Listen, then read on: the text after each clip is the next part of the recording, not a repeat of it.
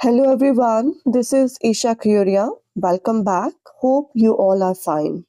Today we will continue with the new topic of the chapter 2, Nationalism in India, and that will be Rowlatt Act. Till now, we already had discussed about the role of First World War. Okay, and as you know, the First World War led to a huge increase in defense expenditure, which was financed by war loans and by increasing taxes. Custom duties were raised, and the income tax was introduced to raise extra revenue. The prices of items increased during the war years. The prices were also doubled between 1914 and 1918. The common people, you can say, they were the worst sufferers because of the price rise. Even the villagers were forced to join the British army also, and that was also one of the main reason, okay, for the widespread anger among the people of India against the British government. There was crop failure also in the many parts of India, which resulted in the acute shortage of food. Even the epidemics that also created lot of problem for the people. And according to 1921 census, how about 12 to 13 million people they died because of these epidemics. So you can say कि the First World War basically created a new economic and political condition in the country, which was very much against the British rule in India. After that, how the Mahatma Gandhi he returned to India in January 1915, and then he emphasized on satyagraha, okay, the new method of struggle which he introduced to fight against the racial discrimination and even against the British rule also. Okay, the early satyagraha movement, which were organized by Gandhiji, that was Champaran movement. Okay, we already had discussed about the Champaran movement, which was organized by Gandhiji in 1917. Okay, to support the indigo workers against the indigo plantation system. After that, we had discussed about the Kheda movement. Okay, that was the peasant movement, and it was a social movement which was involved with the agricultural policy aiming to protect the peasant rights. Okay, after that, the uh, the next early movement which was organized by Gandhiji, that was the mill worker movement 1918, which was to support the mill worker, okay, against the low wages and poor working conditions. So we already had discussed all these points in the previous session. Now we have to start with the main topic, and that is Rowlatt Act. Rowlatt Act the basically you can say it was the act which gave the government the power to imprison any person without any trial for a period of 2 years. Basically ये एक ऐसा act था जो government ने पास किया था so that they could control the political activities, okay, in India, which were going on against the British rule. तो britisher के खिलाफ जितनी भी पॉलिटिकल एक्टिविटीज या रेवोल्यूशनरी एक्टिविटीज उस टाइम पे हो रही थी, तो उनको कंट्रोल करने के लिए ये एक्ट पास किया गया था. And this act was passed by the imperial legislative council in 1919. The Indian members did not support this act, okay, but still the British government they passed this law, and that law definitely gave enormous power to the British government to repress the political activity. सो आप कह सकते हैं कि उनका जो main aim था इस act को पास करने का वो यही था to destroy the national movement by imprisoning the national workers for 2 years without any trial. मतलब बिना किसी ट्रायल के उसको कोर्ट में पेश किए बिना वो किसी भी पर्सन को 2 साल के लिए जेल में रख सकते हैं. तो कहीं ना कहीं this was against the human rights. तो इसीलिए गांधी जी ने इस लॉ को कंसीडर किया था एज ब्लैक लॉ। और why it was a black law according to Gandhi ji? Because it was against the basic human rights, क्योंकि ये ह्यूमन राइट्स के खिलाफ है। Okay. After that, Gandhiji, he organized a non-violent satyagraha against this act. इस act के खिलाफ गांधी जी ने एक नॉन वायलेंट सत्याग्रह मूवमेंट भी चलाया था। आपको पता होना चाहिए कि ये मूवमेंट कब स्टार्ट हुआ था। सभी याद रखना कि जो रॉलेट सत्याग्रह है that was organised on 6 April 1919। Okay. Rallies were conducted. कैसे इसको अब पेपर में आ सकता है कि गांधी जी ने ये रॉलेट सत्याग्रह को कैसे चलाया। Okay. What was the method, कैसे इसको जो है एक्चुअल में प्रैक्टिस किया गया। तो आपका आंसर होगा कि सबसे पहले एक हड़ताल स्ट्राइक वाज ऑर्गेनाइज्ड ऑन 6 अप्रैल।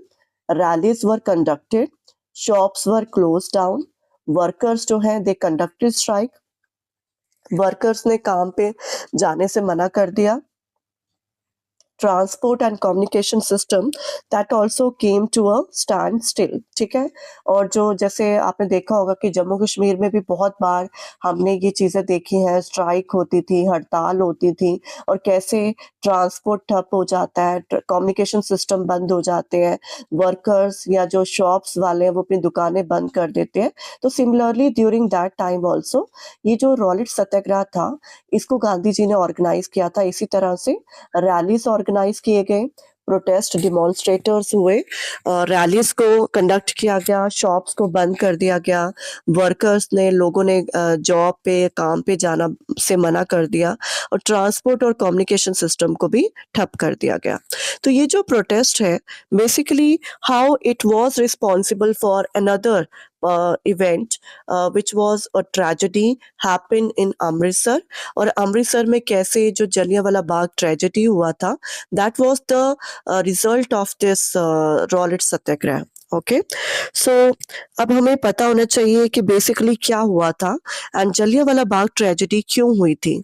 तो जब ये रॉलेट सत्याग्रह चल रहा था तो ड्यूरिंग दैट टाइम बेसिकली जो ब्रिटिश गवर्नमेंट का जो रिएक्शन था against this Satyagraha that was very brutal. ठीक है। वो बहुत ही ज़्यादा रिप्रेसिव था and the British administration decided to cram down on the nationalist. काफ़ी जो लोकल लीडर्स थे उनको अरेस्ट कर लिया गया डिफरेंट एरियाज में। जो गांधी जी थे उनको भी दिल्ली आने से मना कर दिया गया, उनको भी हाउस अरेस्ट कर लिया गया। सो जब लोकल जो हमारे लीडर्स हैं जब उनको अरेस्ट किया जा रहा था तो 10 अप्रैल 1919 को 2 नेशनलिस्ट लीडर्स, ठीक है, 2 पंजाब के लोकल लीडर्स जिनके नाम थे doctor Saifuddin Kitchlew and doctor Satyapal. ठीक है, याद रखना 2 जो लीडर्स थे doctor Saifuddin and doctor Satyapal, they were arrested in Punjab under the infamous Rowlatt act. मतलब इस एक्ट के खिलाफ जब ये लोग वहां पे रॉलेट सत्याग्रह में पार्टिसिपेट कर रहे थे तो इन 2 लोकल लीडर्स को पंजाब के इनको अरेस्ट कर लिया गया and the command of the area was given to general Dyer. और मार्शल लॉ जो है, जैसे कर्फ्यू लगता है ना जम्मू कश्मीर में, बहुत बार हमने एक्सपीरियंस करा है कर्फ्यू, तो सिमिलरली मार्शल लॉ जो है वो भी सेम वैसा ही होता है एंड दैट वाज इम्पोज्ड इन अमृतसर, जहाँ पे लोग जो है वो गैदर नहीं हो सकते, इकट्ठे नहीं हो सकते। तो इस तरह का वहां पे लॉ जो है वो इम्पोज किया गया था। बट वहाँ के लोगों को इसके बारे में अवेयरनेस नहीं थी, लोग इसके बारे में नहीं जानते थे। So 13 April 1919 one public meeting was organised as Jallianwala Bagh in Amritsar, basically to protest against the arrest of that leaders. ठीक है, सत्यपाल और जो सैफुद्दीन किचलू थे, पंजाब के जो लीडर्स थे, उनके अरेस्ट के खिलाफ अमृतसर में जलियांवाला बाग में एक पब्लिक मीटिंग होनी थी। Okay, but same day there was Baisakhi also. तो वहां पे बाग में एक बैसाखी मेला भी, फेयर फेस्टिवल भी ऑर्गेनाइज हुआ था। तो many villagers who came from different villages from Amritsar के जो अलग अलग गांव हैं आगे पीछे, वहां से काफी लोग जो हैं वो इस फेयर फेस्टिवल को अटेंड करने के लिए वहां पे प्रेजेंट थे, उस पार्क में प्रेजेंट थे। सो जब वो वहाँ पे प्रेजेंट थे, and most of the people, those who were in that peaceful gathering, or you can say to attend that fair festival, that were attended by men, women and even children also. वहाँ पे बच्चे भी थे. और किस तरह से general Dyer, when he got this information about this gathering, तो he reached that meeting place along with the British troops. वो वहाँ पे पहुंचे.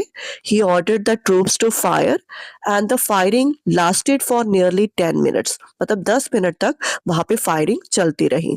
And more than 1,000 people, they were killed and many were wounded. ठीक है, कुछ की जान चली गई, कुछ जख्मी हो गए, और इसी इंसिडेंट को द जलियांवाला बाग मैसेकर भी कहा जाता है. ओके, तो बेसिकली हुआ क्या था कि जब जनरल डायर वहां पे आए, so all that park was enclosed from all the sides with narrow entry point. General Dyer ने वो सारे एग्जिट पॉइंट को ब्लॉक कर दिया and he open fire on the crowd. काफी लोग जो है वो मारे गए थे. एंड उसके बाद जब ये इंसिडेंट के बारे में लोगों को पता चला in different parts of India, so what was the reaction of the Indian people? Indian लोगों का क्या रिएक्शन था? तो definitely the reaction was very, you can say कि in different part of the country the people they took a violent turn. काफी areas में violent clash हुआ between the people and the police, और you can say between the people and British government. तो काफी ज्यादा लोगों को गुस्सा आया, और लोगों ने उस गुस्से में बहुत से जो हमारे इंडियन लीडर्स थे या हमारे जो इंडियन सेलिब्रिटीज थे, उन्होंने अपने टाइटल सरेंडर कर दिए. उन्होंने इसको क्रिटिसाइज किया गया, इसको न्यूज़पेपर में भी हाईलाइट किया गया इस इंसिडेंट को, और ब्रिटिश गवर्नमेंट को काफ़ी ज़्यादा क्रिटिसाइज किया गया इस एक्शन के लिए, to kill the innocent people of Punjab. After that बेटा रॉलेट एक्ट हुआ. उसके बाद रॉलेट सत्याग्रह में गांधी जी ने रॉलेट एक्ट को ब्लैक लॉ कंसीडर किया because it was against the human rights. और कैसे जो ब्रिटिशर्स के खिलाफ जो भी पॉलिटिकल एक्टिविटीज में जो नेशनलिस्ट इन्वॉल्व होते थे, उनको किस तरह से विदाउट एनी ट्रायल 2 साल के लिए जेल में रखा जाता था, और उनको बहुत ज़्यादा जो है उनके साथ उनको हार्श पनिशमेंट दी जाती थी, ताकि वो इन मूवमेंट को कंट्रोल कर सके. अपने खिलाफ होने वाले जो इंडियन मूवमेंट है, जो स्ट्रगल मूवमेंट चल रहा था, उसमें पार्टिसिपेट करने वाले जो लोग हैं, उनको वो डरा कर, धमका कर वो कोशिश करना चाहते थे कि वो इस मूवमेंट को सप्रेस करें. बट ऐसा हो नहीं पाया, क्योंकि उसके बाद जब जलियांवाला बाग ट्रेजेडी हुई तो people become more violent. Okay, उनका जो गुस्सा था वो और बढ़ा, और उसके बाद एक और इंसिडेंट हुआ, जिसके बाद गांधी जी ही डिसाइडेड कि he would start a non cooperation movement, okay, against the British government. तो वो जो इंसिडेंट था, that was the Khilafat movement. तो ये जो खिलाफत मूवमेंट है, बेसिकली व्हाई इट हैपेंड, ये क्यों हुआ, तो उसके पीछे जो बैक स्टोरी है वो ये है कि when the first world war was ended, जब फर्स्ट वर्ल्ड वॉर खत्म हुई 1918 में, तो बेसिकली वहां पे एक खिलाफत इशू जो है वो रेज हुआ. और वो ये था कि during that war the Ottoman Turkey that was badly defeated. हमें पहले ही पता है कि देयर वाज 2 ब्लॉक, ठीक है, allied power and central power. Central power में जैसे Germany, Austria Hungary and Turkey, okay, they were involve in the first world war. तो क्योंकि जर्मनी हारा था, Austria Hungary and Turkey were also the part of that block, तो इसलिए Turkey जो है that was badly defeated, okay, during the first world war. तो जब फर्स्ट वर्ल्ड वॉर में टर्की डिफीट हुआ, तो there were rumour about the harsh peace treaty. वहां पे एक र्यूमर स्प्रेड हुआ कि ऑटोमन एम्पायर के खिलाफ एक हार्श पीस ट्रीटी को क्या किया गया है, साइन किया गया है, which is against the Islamic world खलीफा. मतलब इस्लामिक वर्ल्ड के जो गुरु होते थे, जो स्पिरिचुअल गुरु मानते थे, टर्की के जो रूलर होते थे, उनको बोलते थे खलीफा. तो बेसिकली खलीफा को रिमूव करने की एक र्यूमर स्प्रेड हुआ. एंड आफ्टर दैट जो इंडिया में जो मुस्लिम थे, वो इस एक्शन के खिलाफ थे, क्योंकि उनके लिए जो खलीफा है वो एक स्पिरिचुअल गुरु है, उनके लिए स्पिरिचुअल हेड है पूरे मुस्लिम वर्ल्ड का। तो अगर उनके खिलाफ कोई एक्शन होता है तो कहीं ना कहीं this hurt hurt the religious sentiment of the Muslim people. ठीक है, इससे मुस्लिम जो लोग हैं उनके रिलीजियस सेंटिमेंट जो है वो हर्ट हुए। सो उन्होंने डिसाइड किया कि वो एक कमेटी बनाएंगे, और बॉम्बे में दो मुस्लिम लीडर्स थे। ठीक है, उनको अली ब्रदर्स कहा जाता था। और ये जो दो अली ब्रदर्स थे, जो भाई थे, मोहम्मद अली एंड शौकत अली। ठीक है, याद रखना अली ब्रदर्स के नाम क्या थे, मोहम्मद अली एंड शौकत अली। और इन्होंने एक खिलाफत कमेटी बनाई बॉम्बे में इन मार्च 1919। आपको डेट याद होनी चाहिए, क्योंकि टाइमलाइन जो है वो आपको लर्न करना है, डेट्स आपको लर्न करनी है, क्योंकि उससे रिलेटेड एमसीक्यूज जो है वो पूछे जाते हैं। So Khilafat committee when it was formed, so आपका आंसर होगा कि it was formed in March 1919। Where it was formed in Bombay, and by whom, तो आंसर है by Ali brothers. Ali brothers के नेम क्या थे, तो नेम थे मोहम्मद अली एंड शौकत अली।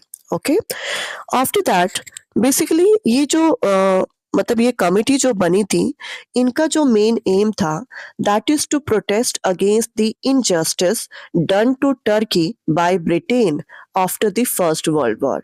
और इंडिया में अली ब्रदर्स ने ये कमिटी क्यों बनाई to protest, because India was the colony of British government.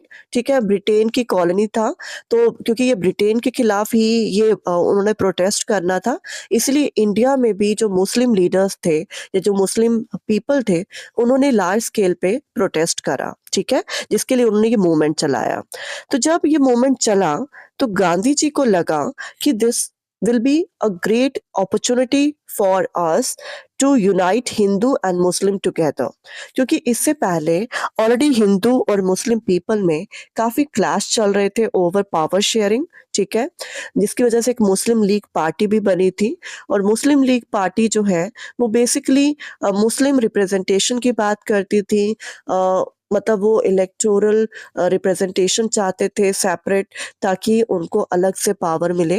और इसका एक रीजन ये था कि जो कांग्रेस पार्टी थी that was dominated by Hindus, okay, Hindu leaders and mainly high cast Hindu leaders. तो कहीं ना कहीं एक पावर शेयरिंग को लेकर क्लैश था, पावर स्ट्रगल था, मुस्लिम और जो हिंदूज लीडर्स हैं उनके ऊपर एक सहमति नहीं बन पा रही थी पावर को लेकर। तो कहीं ना कहीं यू कैन से कि हिंदू और मुस्लिम जो है उनके बीच में ऑलरेडी क्लैशेस चल रहे थे।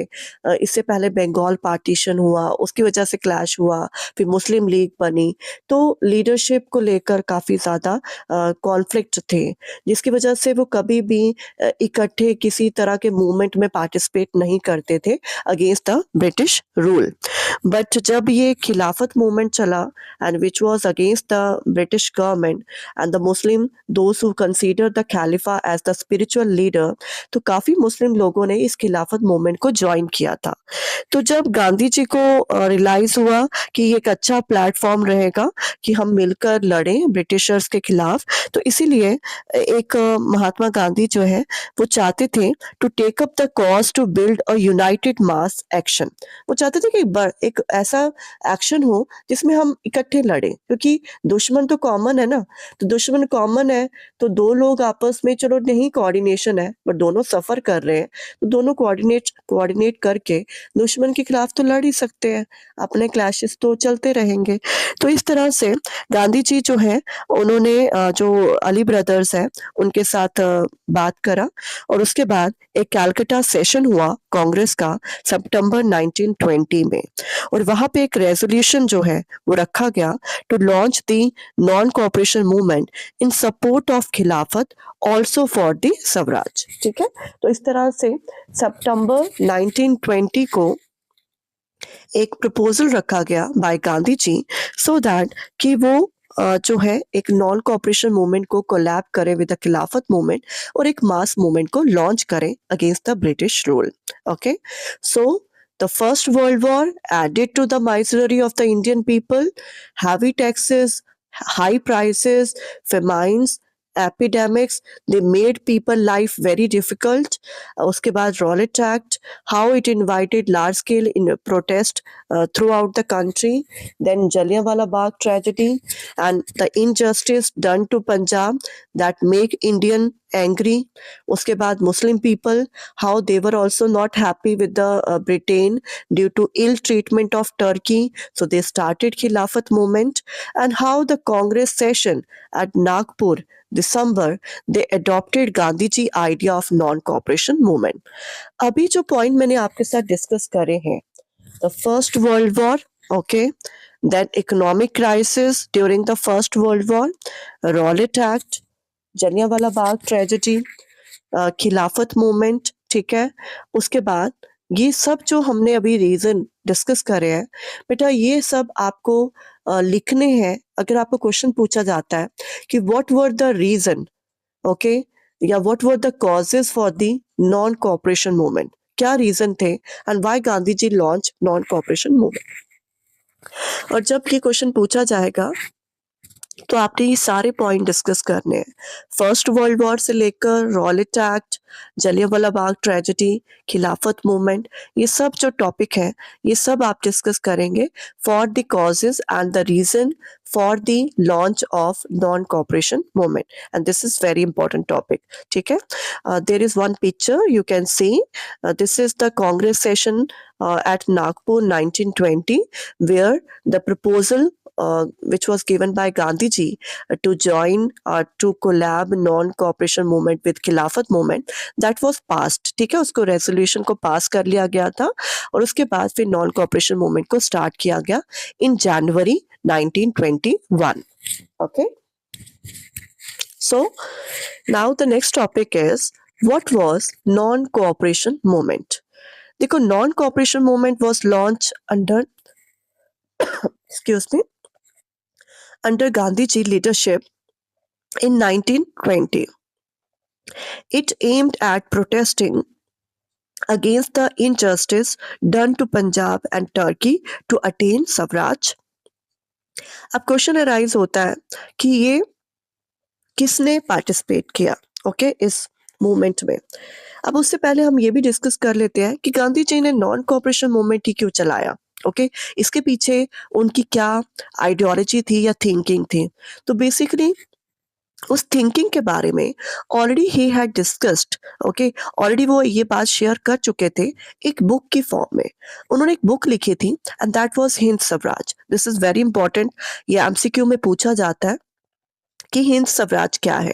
सो Hind Swaraj was the book which was written by Gandhi ji in 1909, ठीक है, याद रखना ये मूवमेंट स्टार्ट हुआ था 1920 में, पर गांधी जी ने एक बुक लिखी थी हिंद स्वराज, और वो बुक जो है वो पब्लिश हुई थी 1909 में।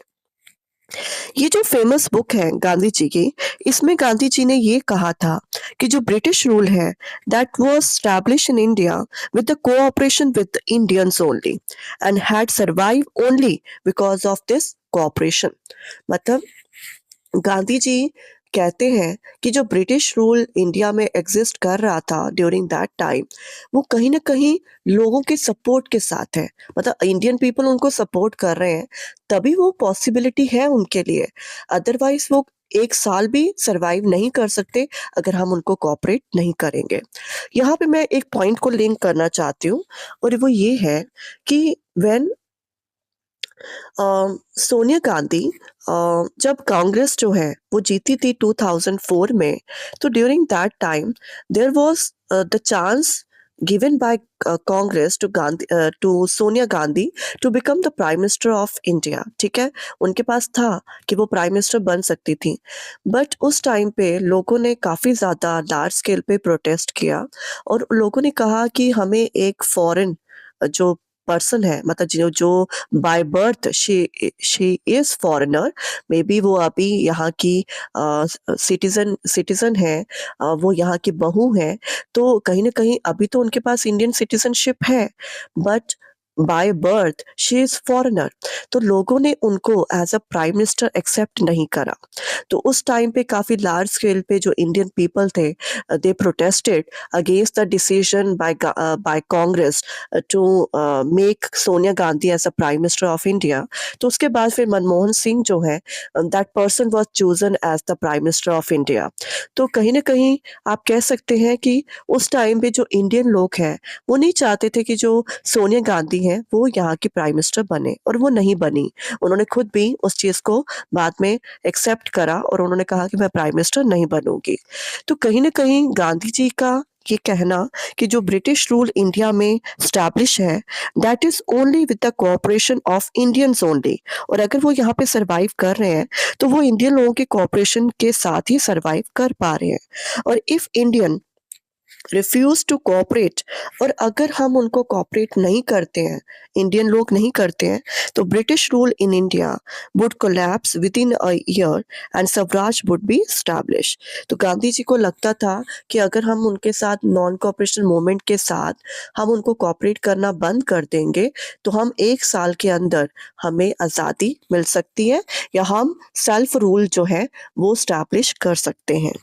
Gandhiji believed that कि if Indian began to refuse to cooperate, तो definitely the British rulers would have no other way than to leave India। ठीक है, उनको लगा कि ब्रिटिशर्स जो है, जब उनको लगेगा कि हम यहाँ पे हैंडल नहीं कर पा रहे हैं, तो वो यहाँ इस कंट्री को छोड़ के चले जाएंगे। ठीक है, तो इस तरह से गांधी जी के इसी व्यूज के साथ उन्होंने 1920 में ये नॉन कॉपरेशन मूवमेंट चलाया था। ओके, अब नेक्स्ट क्वेश्चन आता है कि what were the stages of non cooperation movement. Non cooperation movement की क्या स्टेजेस थी? तो देखो, जब भी कोई मूवमेंट चलता है तो वो पहले से प्री डिसाइड नहीं हो पाता है कि आप उसको मूवमेंट को कितने महीने चलाओगे, कितने दिन चलाओगे। डेफिनेटली जब आप पहले मूवमेंट स्टार्ट करते हो, वो एक दिन से ही स्टार्ट होता है। फिर वो एक दिन से may be 7 days, 1 month, 6 month, 1 year ऐसा चल सकता है। अब जैसे कि एग्रीकल्चर बिल को लेकर हमारे जो फार्मर्स थे, उन्होंने एक मूवमेंट चलाया था एग्रीकल्चर बिल के खिलाफ। वो मूवमेंट जब स्टार्ट हुआ था तो किसी ने नहीं सोचा था कि वो 6 month चलेगा या 1 year चलेगा। और उस मूवमेंट की वजह से 26 जैन रिपब्लिक डे में रेड फोर्ट पे एक बहुत ही ऐसा इंसिडेंट होगा जो नहीं होना चाहिए था बाय दी प्रोटेस्टर्स। तो कहीं ना कहीं जब कोई मूवमेंट चलता है तो वो पहले से डिसाइड नहीं होता है कि उसको कैसे चलाना है, उसमें क्या एक्टिविटीज होंगी। बट इस नॉन कॉपरेशन मूवमेंट की कुछ स्टेजेस थी। Okay, and how many stages were there? और आपको पता होना चाहिए देयर वर 4 स्टेजेस। ठीक है, कितनी थी? 4। सबसे पहली जो स्टेज थी, that was, just 1 minute। Okay, so the first stage was to surrender the titles which were awarded by the British government। तो जितने भी इंडियन सेलिब्रिटीज थे, जैसे रविंद्रनाथ टैगोर, महात्मा गांधी, मतलब जिनको काफी ज्यादा ब्रिटिश गवर्नमेंट भी रिस्पेक्ट देती थी, अवार्ड्स देती थी, टाइटल्स देती थी, तो इन लोगों ने अपने जो भी अवार्ड और टाइटल्स हैं उनको सरेंडर कर दिया, उनको वापस कर दिया। ठीक है, उसके बाद boycott of civil services, army, police, court, legislative councils and schools. इसका क्या मतलब है? सेकंड स्टेज में पहले तो जो बड़े बड़े लोग थे, जो इंडिया में काफी ज्यादा जिनका नाम था, उन लोगों ने अपने अवार्ड और अपने टाइटल्स जो है वो रिटर्न कर दिए। जो भी गवर्नमेंट ने उनको टाइटल्स दिए थे या कुछ मेडल्स दिए थे या अवार्ड दिए थे, उनको उन्होंने वापस कर दिया to show their protest against the action. ठीक है, किसी भी तरह का जो एक्शन, जैसे जलियांवाला बाग ट्रेजेडी हुआ, तो उसके खिलाफ रविंद्रनाथ टैगोर ने उसको काफी क्रिटिसाइज किया, और उन्होंने अपना जो टाइटल रिटर्न किया था वो उस इंसिडेंट के बाद किया था। उसके बाद civil services, army, police, court, जितने भी एडमिनिस्ट्रेटिव सर्विसेज हैं, जो स्कूल है, कॉलेजेस हैं, उन लोगों ने अपनी जो जॉब है उसको छोड़ दिया, and they boycott all this services.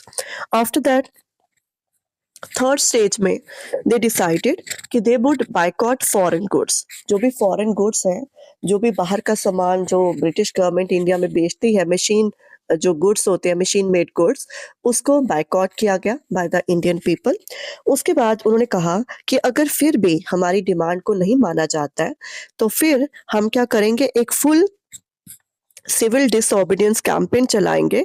अगर गवर्नमेंट जो है वो हमारी डिमांड को फुलफिल नहीं करती है और they take any type of repressive action against the people. तो इस तरह से देयर वर 4 स्टेजेस, ठीक है। इन स्टेजेस के साथ एक नॉन कॉपरेशन मूवमेंट को स्टार्ट किया गया। आफ्टर दैट बेटा आपको पता होना चाहिए कि ये मूवमेंट कब स्टार्ट हुआ था। तो this movement was started in January 1921, ठीक है। जनवरी 1 जैन 1921 को ये मूवमेंट जो है वो स्टार्ट किया गया।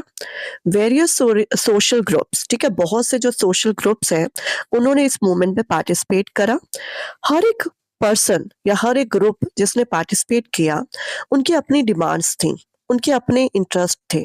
देखो, जब हम कोई भी मूवमेंट में या किसी भी तरह की रैली में भी पार्टिसिपेट करते हैं ना, तो हमारा कोई ना कोई सेल्फिश मोटिव होता है।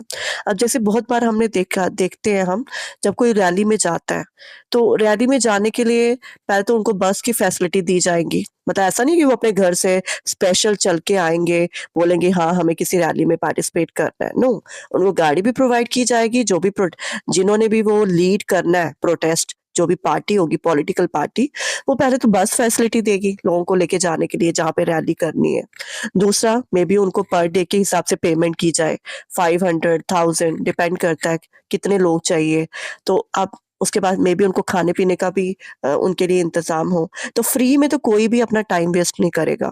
तो इसी तरह से अगर मैं ये बोलूं कि नॉन कॉपरेशन मूवमेंट के टाइम पे भी जिन ग्रुप्स ने पार्टिसिपेट करा, उनका मेन मोटिव ये नहीं था कि हमें अपने देश को आज़ाद करवाना है। उनके मेन मोटिव अपने सेल्फिश इंटरेस्ट थे। And all of them responded to the call of Swaraj, but the term meant different things to different people. जैसे जो किसान लोग थे, तो उनके लिए आज़ादी का मतलब है कि उनका जो रेवेन्यू है, जो उनको टैक्सेस पे करने पड़ते हैं, उसमें रिलैक्सेशन मिले, उनके लिए वही आज़ादी है। अगर कोई प्लांटेशन वर्कर्स है जिनको फोर्स किया जा रहा है अपनी सर्विस देने के लिए विदाउट एनी पेमेंट, उनके लिए आज़ादी का मतलब यही है कि उन प्लांटेशन सिस्टम से उनको आज़ादी मिले और वो अपने गाँव में, अपने घरों में जा सकें। मिडिल क्लास मिडिल क्लास को लगता है कि वो काम तो कर रहे हैं, उनको टैक्सेस पे करने पड़ रहे हैं, बट उनको कोई बेनिफिट नहीं मिल रहा है। तो अपने बेनिफिट के लिए दे वर participating.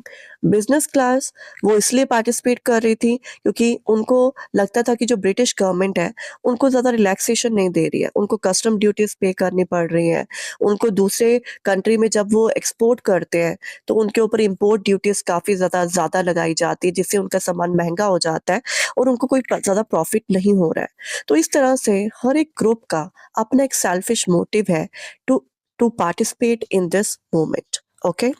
But educated middle class, they led the movement in towns and cities. How these people they left their job also, middle class जो लोग हैं उन्होंने अपने जॉब्स को लीव करा, लॉ कोर्ट, एजुकेशन इंस्टीट्यूशन, कैसे वहाँ पे फॉरेन गुड्स को बायकॉट किया गया, and people they started using the Indian product जो इंडियन इंडस्ट्रीज में बनते थे, which were led by the Indian industrialist, ठीक है। इसके अलावा वी विल डिस्कस कि how the peasant movement were also organized in different part of the country, जिसमें हम अवध पीजेंट रिवॉल्ट के बारे में डिस्कस करेंगे, which was under the leadership of Baba Ramchandra. उसके बाद जो ट्राइबल पीपल है जिसमें अलूरी सीताराम राजू, इनके बारे में हम डिस्कस करेंगे। Workers in the plantation of Assam, how they started a struggle to get the right to free movement. जो वर्कर्स थे जिनको अलो नहीं किया जाता था to leave that plantation without the permission of the plantation owners, तो उनके साथ किस तरह से जो है डिस्क्रिमिनेशन होता था।